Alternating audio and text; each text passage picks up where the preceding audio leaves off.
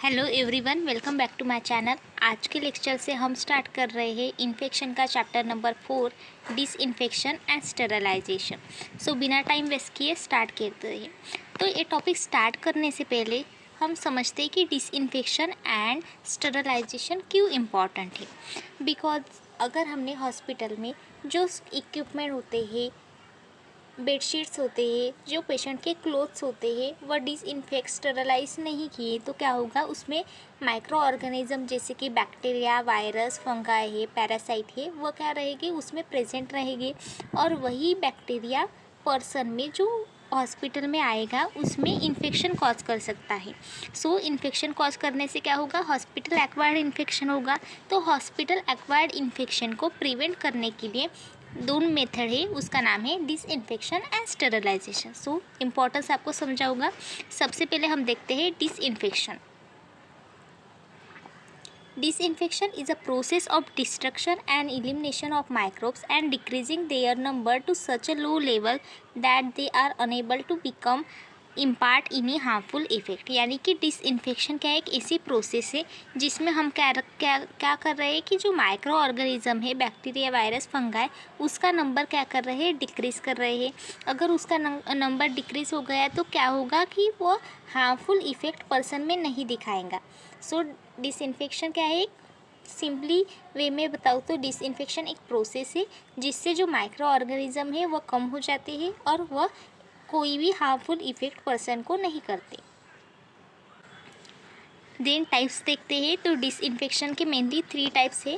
First है कॉनकरेंट disinfection, then है terminal disinfection and प्रीकरेंट disinfection. तो फर्स्ट है कॉनकरेंट disinfection. In this type, microorganisms released from the body are immediately destroyed, thus preventing the further spread of disease. This type of disinfection is generally performed to disinfect urine, feces, vomitus, contaminated linen, cloth, dressing, gloves, aprons. यानी कि कॉनकरेंट disinfection क्या है, एक process है जिसमें क्या होगा, जो माइक्रो ऑर्गेनिज्म यानी जो पर्सन से माइक्रो ऑर्गेनिज्म रिलीज़ हो रहे हैं उसे हम इमीडिएटली डिस्ट्रॉय कर देंगे। यानी कि जैसे कि जो पेशेंट है, पेशेंट के यूरिन से, फीसेस से, ओमिटस से क्या हो सकते हैं, माइक्रो ऑर्गेनिज्म बाहर आ सकते हैं। जब भी वो माइक्रो ऑर्गेनिज्म बाहर आएंगे तो हम इमीडिएटली क्या करेंगे, डिसइंफेक्ट करेंगे इसको, पेशेंट को, जो पेशेंट के माइक्रो ऑर्गेनिज्म है उसको। उसकी वजह से जो डिसइंफेक्शन होगा उसे ही हम कहते हैं कॉनकरेंट डिसइंफेक्शन।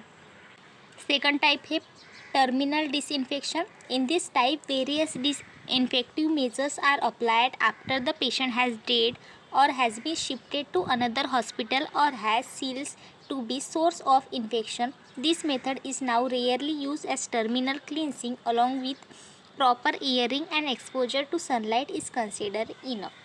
यानी कि टर्मिनल डिसइंफेक्शन क्या है, हम कब यूज़ करते हैं, जब पेशेंट की डेथ हो जाती है और जो पेशेंट है उसको हम अनदर वार्ड में और अनदर हॉस्पिटल में क्या कर रहे हैं, शिफ्ट कर रहे हैं, तब जो डिसइंफेक्शन की प्रोसेस करते हैं उसे ही हम टर्मिनल डिसइंफेक्शन कहते हैं। ये मेथड क्या है, अभी रेयरली यूज़ है, यानी बहुत कम लोग यूज़ कर रहे हैं, बहुत कम हॉस्पिटल यूज़ कर रहे हैं। बिकॉज वो लोग क्या कहते हैं कि अगर हमने प्रॉपर एयरिंग की एंड अगर सनलाइट भी किया, सनलाइट का यूज़ किया तो इनफ हो जाता है डिसइंफेक्शन के लिए आफ्टर पेशेंट डेथ और shifted to another hospital. So third type देखते हैं। थर्ड टाइप है precurrent disinfection. In this type, pasteurization of milk, disinfection of water using chlorine, hand washing etc are recommended. यानी कि pre current disinfection में हम क्या करते हैं, पास्चुराइजेशन ऑफ मिल्क। तो पास्चुराइजेशन ऑफ मिल्क का एक प्रोसेस है जिसमें हम क्या करेंगे, जो मिल्क है उसे हम क्या करेंगे, सबसे पहले हॉट करेंगे। हॉट करने के बाद कुछ देर तक हम उसे कोल्ड करेंगे। सो इससे क्या होगा, जो बैक्टीरिया, वायरस जो प्रेजेंट होगा मिल्क में वो क्या होगा, रिड्यूस होगा। देन है disinfection of water using chlorine. यानी कि जो कंटामिनेटेड वाटर है तो उसमें क्या करेंगे, हम क्लोरीन का सोल्यूशन डालेंगे, उसकी वजह से वह इन्फेक्शस वाटर नहीं होगा। देन हैंड वॉशिंग कर सकते हैं। तो ये 3 टाइप्स है इसमें। अब हम देखते हैं sterilisation. Sterilization is a process of effective killing or removal of transmissible agent और micro organism from any surface, food, equipment, medication और biological culture.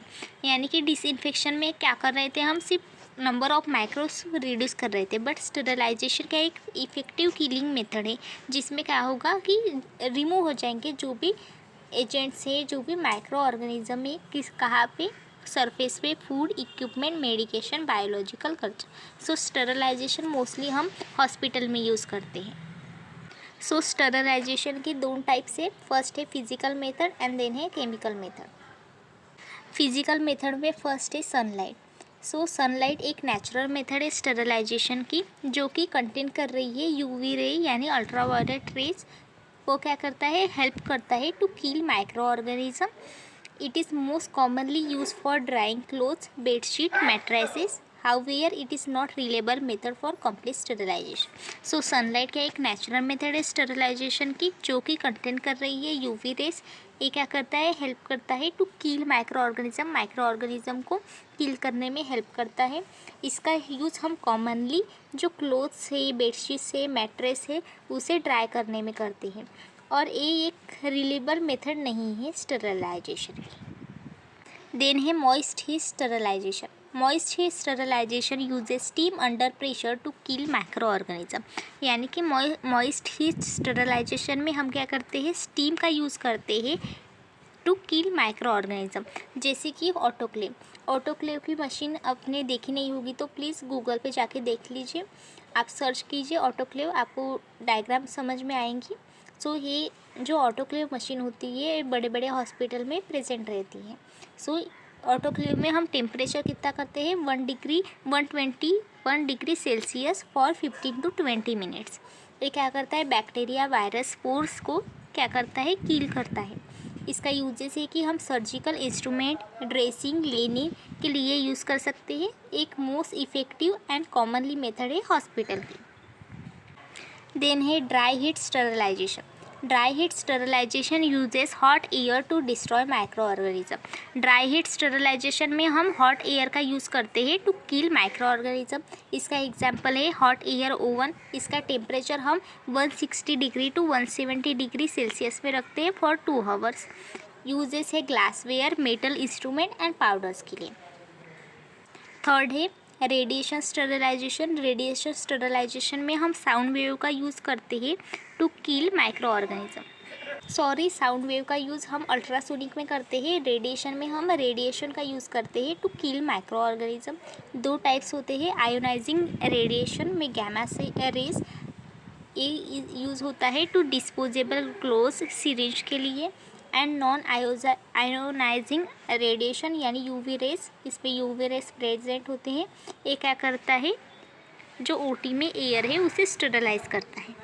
Then chemical method है। केमिकल मेथड में हम केमिकल्स का यूज़ करते हैं टू डिस्ट्रॉय माइक्रो ऑर्गेनिज्म। तो first है स्टेरिलाइजेशन बाय हीटिंग विद बैक्टीरियासाइड। यानी कि इसमें हीट एंड केमिकल्स दोनों प्रेजेंट होते हैं। एक इफेक्टिव मेथड है स्टेरिलाइजेशन की और हम इसका यूज़ करते हैं फॉर मेडिकल इंस्ट्रूमेंट।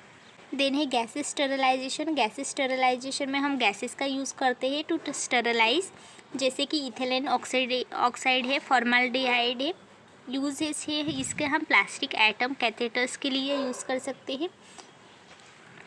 सो आज का लेक्चर यही एंड होता है। अगर आपको मेरा वीडियो अच्छा लगा तो please like, share and subscribe करते हैं। मिलते हैं पार्ट 2 में। Thank you.